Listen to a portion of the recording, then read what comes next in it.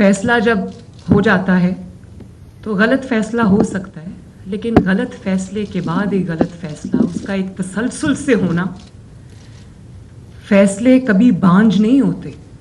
फैसले जब किए जाते हैं तो उनके बहुत दहाइयों तक असरात उनके रहते हैं और असरात कम नहीं होते। आने वाले वक्त के साथ वो असरात गहरे होते जाते हैं। और किसी भी इदारे की तौहीन कभी भी इदारे के बाहर से नहीं होती।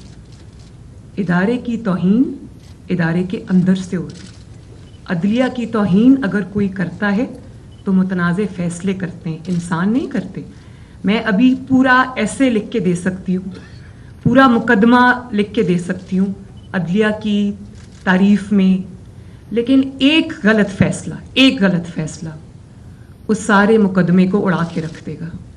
और इसी तरह अगर आप ठीक फैसला करते हैं, इंसाफ पर मबनी फैसला करते हैं, तो उस फैसले के ऊपर जितनी भी तनकीद की जाए वो तनकीद कोई मायने नहीं रखती।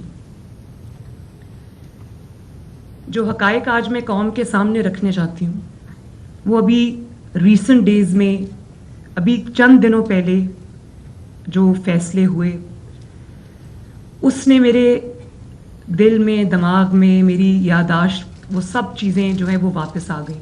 मैं उनको मुख्तसरन कोशिश करूँगी, लेकिन क्योंकि वो नाइंसाफ़ियों की फहरिस्त इतनी तवील है कि मौलाना साहब मुझे थोड़ा सा अगर वक्त इनायत फरमा दें।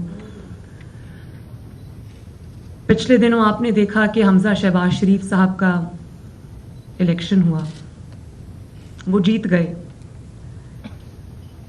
तहरीक इंसाफ सुप्रीम कोर्ट की रजिस्ट्री में दरख्वास्त लेकर गई, दीवारें फलांदी सुप्रीम कोर्ट की लाहौर रजिस्ट्री की, और कौम ने देखा कि छुट्टी के दिन रात को रजिस्ट्री खुली, रजिस्ट्रार घर से भागा आया, उसने कहा जी पिटिशन किधर है?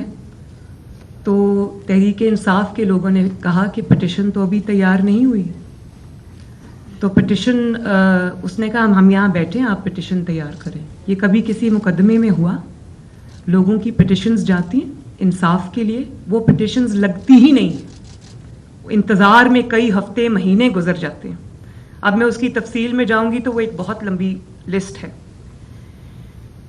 और जब पिटिशन आती है, हमारे इंसाफ का निज़ाम ये है कि जब कोई पिटिशन आती है तो लोगों को पहले से पता होता है कि बेंच कौन सा बनेगा, और जब बेंच बनता है तो लोगों को पता होता है पहले से कि फैसला क्या होगा।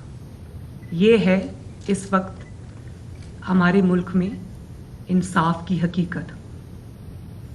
संजरानी साहब के इलेक्शन में 6 वोट्स रिजेक्ट होते हैं, स्पीकर रूलिंग देता है, सुप्रीम कोर्ट में जाते हैं तो कोर्ट कहती है कि जो स्पीकर की रूलिंग है उसको चैलेंज नहीं किया जा सकता, लिहाजा वो 6 वोट्स जो हैं वो रिजेक्टेड।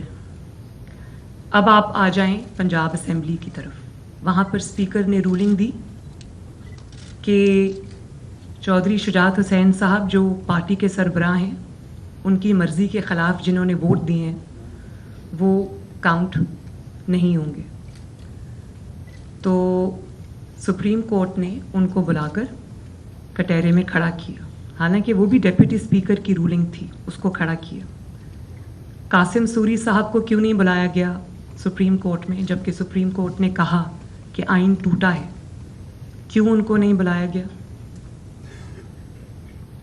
और वहीं से अगर आगाज कर लें तो कासिम सूरी साहब ने का ओपन एंड शट केस है, उनके जाली वोट साबित हुए हैं और 2.5 साल से सुप्रीम कोर्ट से उनको स्टे मिला हुआ है।